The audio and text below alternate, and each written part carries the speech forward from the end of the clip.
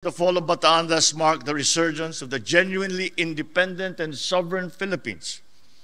82 years on, our nation remains confronted with novel challenges in varying forms and degrees, but with the same existential impact.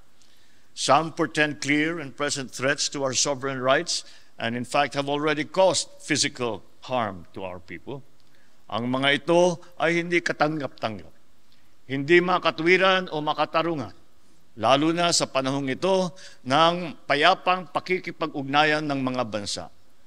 Naway magsilbing inspirasyon ng mga kaganapan noong 1942 at ang tagumpay natin noong 1945 sa ating lahat.